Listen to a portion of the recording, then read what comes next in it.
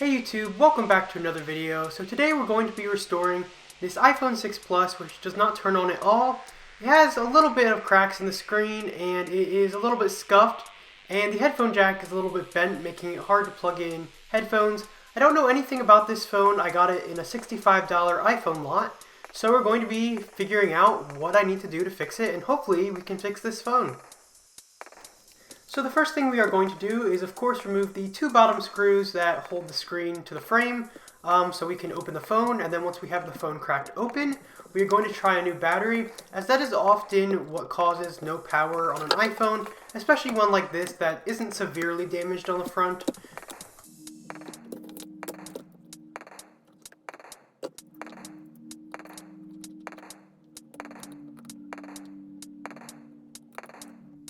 Okay, so we have this test battery and we're going to see if it'll boot with that.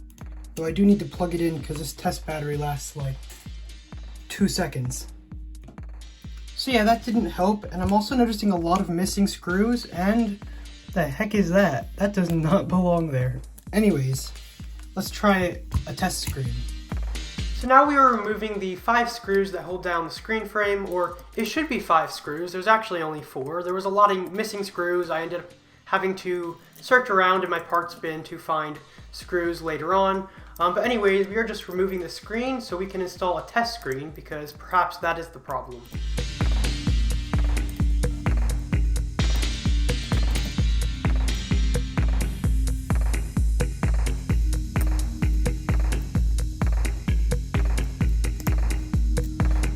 Okay, so we got this test screen connected up and our original battery, so let's see if that fixes it.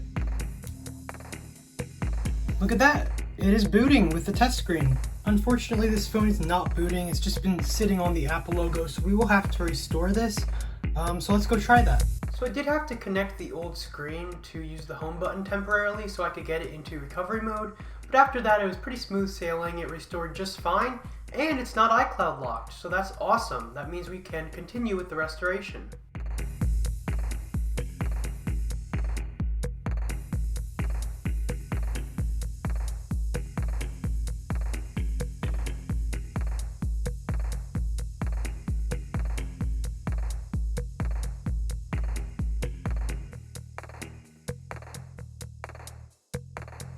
So now that I know this phone works, I can take the test screen off, and then we're going to take our old screen and take all the small parts off and transfer them to our new screen.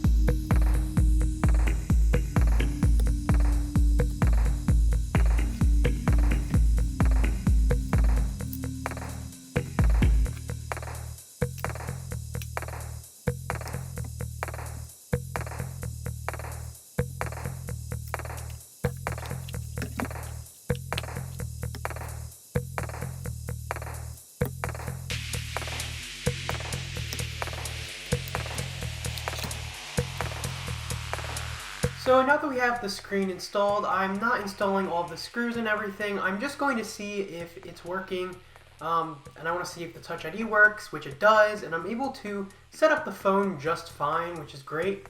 And then I'm about to run some diagnostic tests on it, but I noticed that the back and the front camera aren't working, and the flash isn't working. Now usually this is really bad. I was really worried when this happened because often that's a board level problem when not one but two cameras are broken. But I did some quick research and realized that if you have a torn front flex cable in the 6 Plus, it can cause that issue. So what I decided to do was open the phone back up and disconnect the front assembly. And once I did that, the back camera and the flash worked. So thankfully I got really lucky here. And the issue is only with the front camera, but for some reason, when the front camera is connected, it's breaking the back camera. I don't know why that is. Maybe you would have seen it if you were looking closely. I did check the battery health in settings, and it showed it was at 91%, which is definitely good.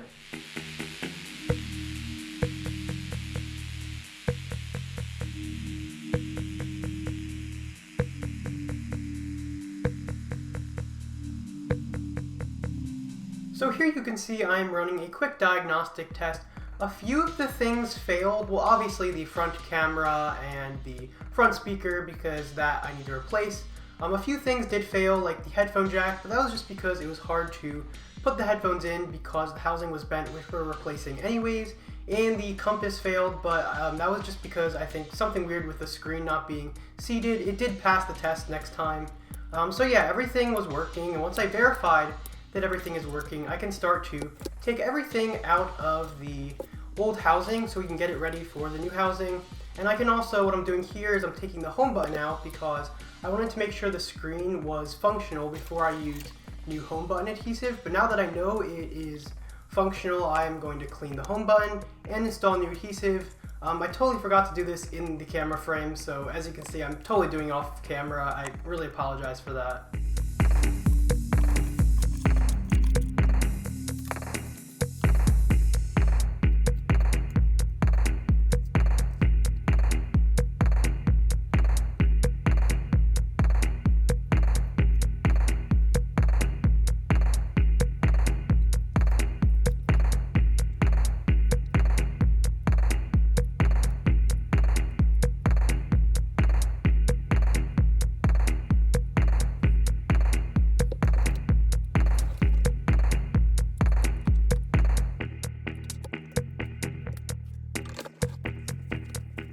So now that I have prepared our new screen, we just need that front assembly, and I verified the home button does click the same way it did before. Now I can move on to the housing like I was talking about earlier. I am going to remove literally everything from this housing because the replacement housings contain pretty much nothing, so I have to transfer everything over.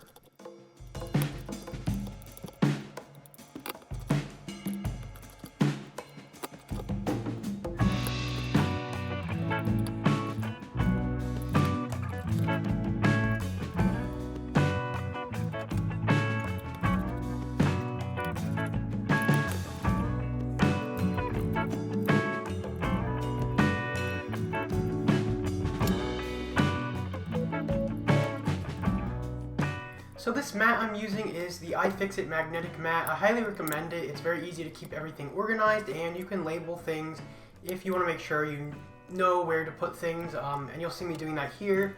It comes with a dry erase marker, and I write for one of the screws that it goes under the speaker, because I usually try to line up the screws with how they are positioned around the part, but I can't really put it under the speaker. I won't know what it goes to. So I just mark that as going under the speaker, so when I'm reassembling it, I remember where to put it. It's extremely important to not mix up your screw sizes, because even if the screws look just about the same length, it's really hard to tell like the slight differences, and just that slightly longer screw, if you put it in the wrong spot, could damage your logic board and cause your phone to not turn on at all, requiring very expensive micro soldering repair. So yeah, don't do that. Don't do that.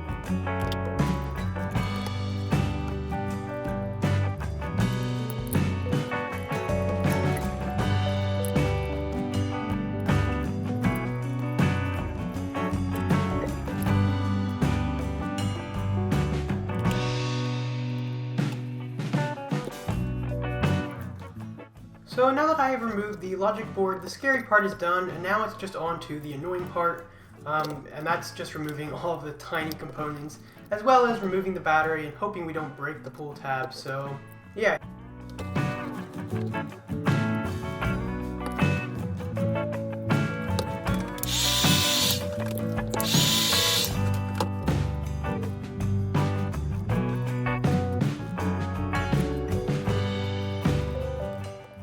So you can see I'm having a little bit of a hard time just having to, flip the phone upside down. I'm having a hard time getting the charge port out.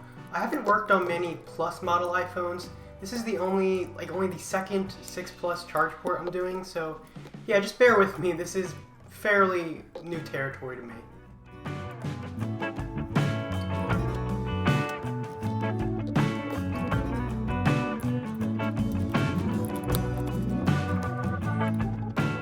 So now that I have removed the charge port, I can access the battery tabs, and they all come out perfectly fine, which is a rare occurrence, so it's super satisfying.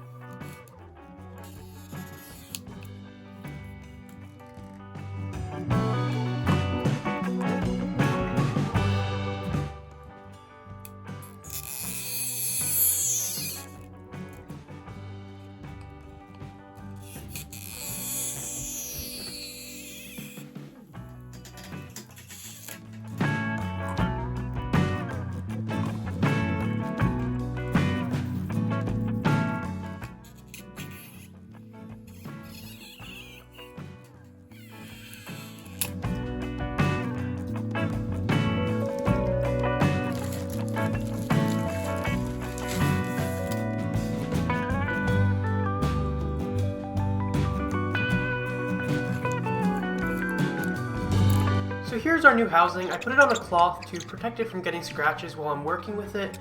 And right here I'm just cleaning off some adhesive residue that I found on the inside of the Apple logo here before we begin.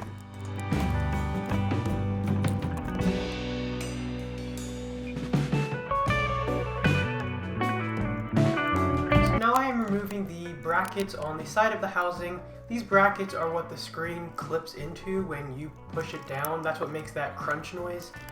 So yeah, I'm just transferring all those over, which is a bit of a tedious process.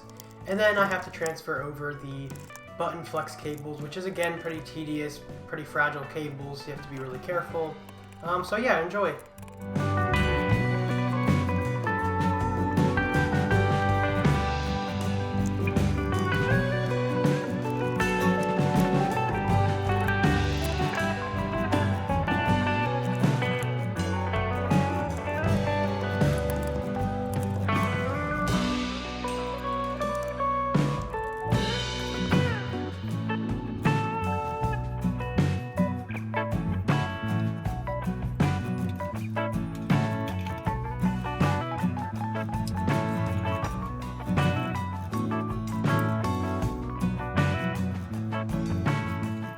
So if you're wondering what I'm doing here, I'm removing the mesh that goes over the microphone and the speaker at the bottom to prevent dust from getting in. So yeah, even things like that they don't include with the replacement housing. You have to transfer everything over. If you're doing this yourself, I recommend just buying a locked phone and taking the housing from that, because then all of the small parts will be installed already. I don't recommend buying new housings with pre-installed parts, because the pre-installed parts on those are really bad usually and not installed properly. So yeah, I think an iCloud locked phone is your best choice for this.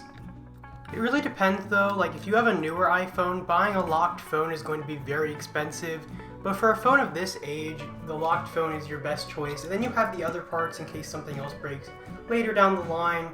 But yeah, make sure the phone you're buying isn't stolen. Not all iCloud locked phones are stolen, because sometimes people recycle them without throwing away or without logging out. So yeah, just make sure you check with an online checker to make sure that it isn't reported lost through iCloud or through the carrier.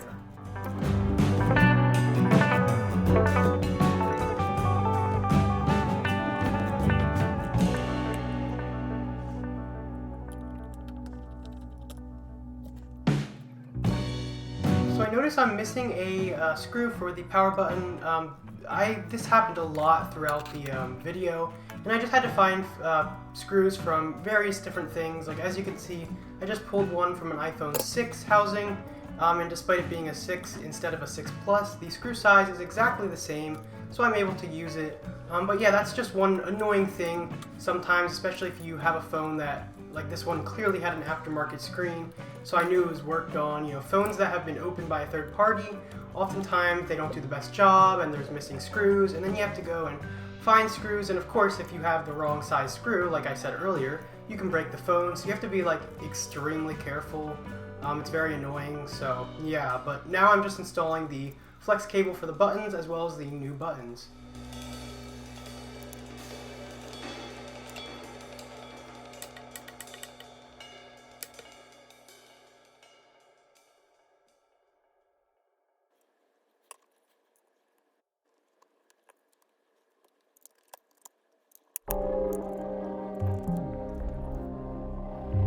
Okay, so this is a little bit embarrassing, but it took me like probably about an hour to install this volume button and mute switch flex assembly, because I don't know why. Like this isn't usually that hard for me, but I could just not get it to lay right. And then when I finally got it screwed in, like the first time the vibration switch was just not, it was like crooked or something, and the other times like certain buttons weren't clicking.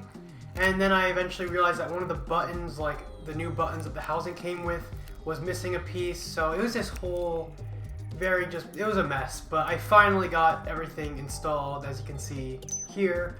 But yeah, that was just not fun.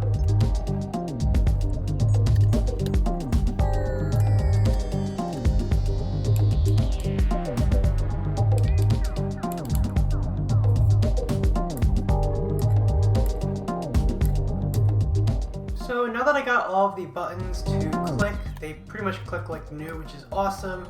Now comes the next disaster, transferring over the shielding for the camera. So like there's this bracket and this foam piece that go in the camera, but the problem was, as you could see there was some glue that was like sticking up. So I tried to remove it, just like the residue from the top. But unfortunately, when I removed it from the top, it also removed it from the lens and it fell out. So I spent about, an hour trying to figure out what the best way to glue this is. I ended up using B700 because it's what I had. I don't know if that's the best glue to use. It probably is not. But I just put some, I tried gluing it like from the inside at first, but that didn't work. I realized putting some glue on like the outside of the housing and then pressing it down like you see me doing here was the best way to do it. And then I cleaned off the residue and let it sit for a while. And then I finally moved over this piece of foam. So yeah, that was not fun. Usually that bracket and that back lens are welded together, but I don't really have the means to do that, so that's why it's just glued in. But yeah, so finally I got that all set up there, and you don't want to skip that step, because if you do, you could get dust in your camera lens, which would not be good. So yeah, I definitely wasn't able to skip it, but yeah, it was very annoying. That's just another reason why you should probably use a used phone housing rather than buying a new one with all the parts uninstalled.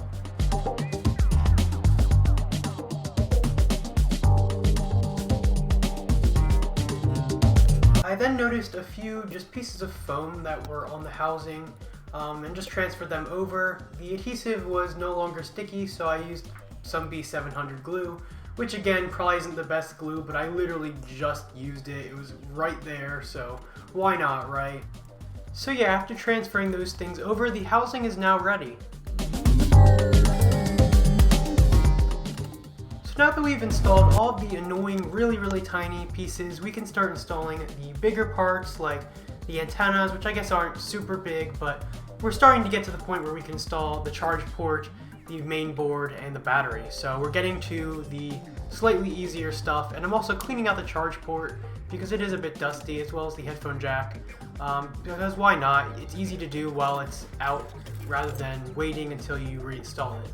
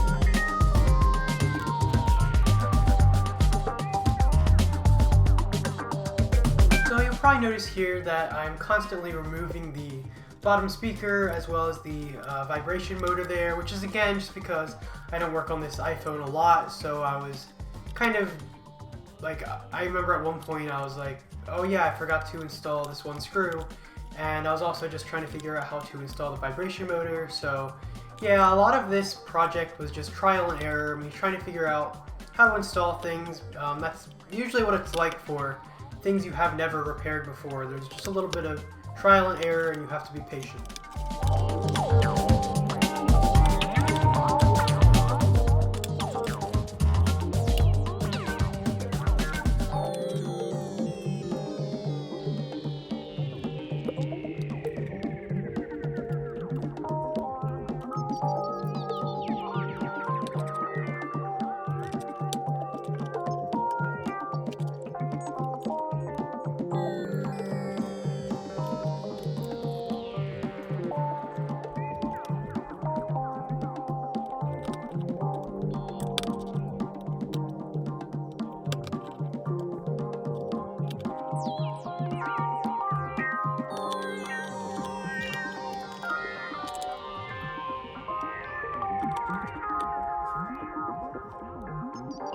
So now that we have the charge port in, we can just install the logic board. This can often be a tedious process, especially if you've never done it before, because you have to maneuver around the flex cable connectors and just all the connectors to be able to fit it in. So you'll notice there I was kind of like using the screwdriver to hold back the flex cables. It's not too hard for me, even though I don't work on this particular iPhone. It's kind of like just something you get used to over time, so it wasn't very big of a deal at all, but yeah.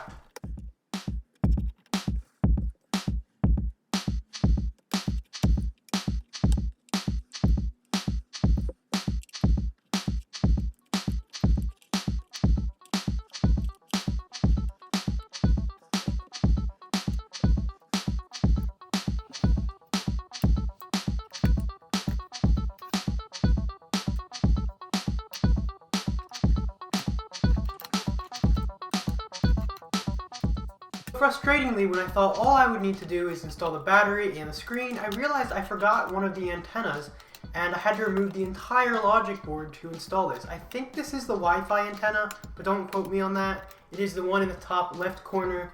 So yeah, very annoying. There was a lot of me having to remove things because I forgot things in this project, and it overall took hours. So yeah, I hope you enjoyed this video because it was definitely time consuming.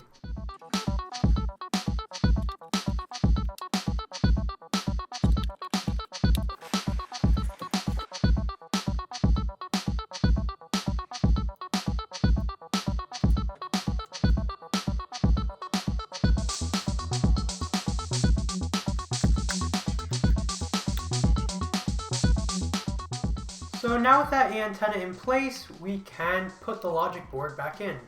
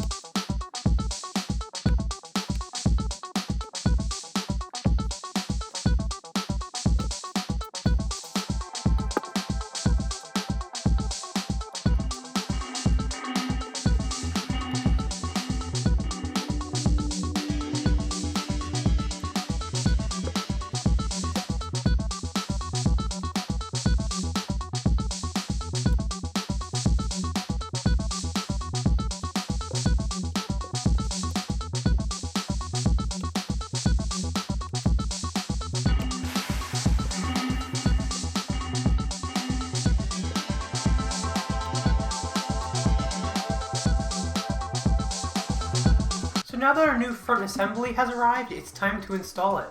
So first we're just going to remove the 3 screws holding down the front speaker, and then we can remove the old assembly, transfer over small parts, like there's small foam rubber type of stuff that we have to transfer from the old assembly, and then we can install it and hopefully it works.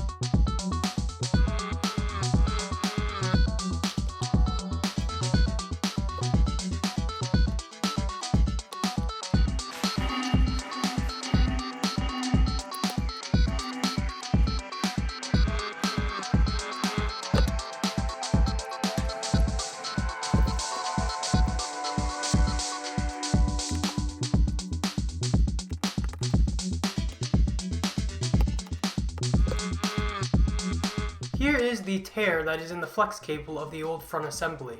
As you can see, it's a very small tear and it's very hard to see, but just that tiny little rip caused it to not work at all. Now that our front assembly is ready to go, we can install the battery. We need new adhesive, so I bought new adhesive, and we just need to put that new adhesive on the battery so we can adhere it to the housing.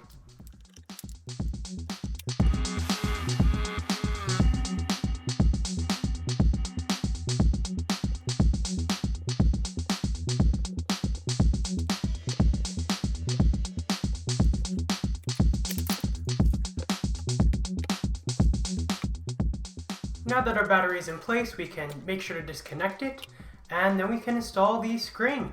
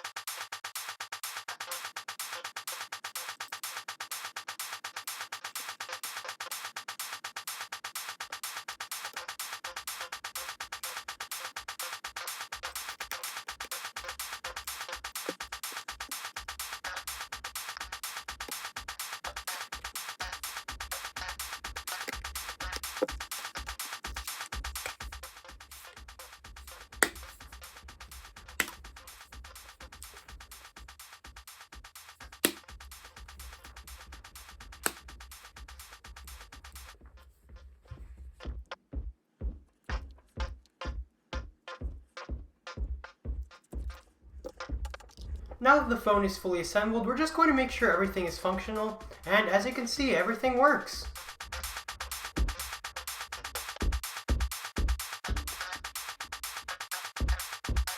All that's left to do is peel off that plastic and install a tempered glass screen protector.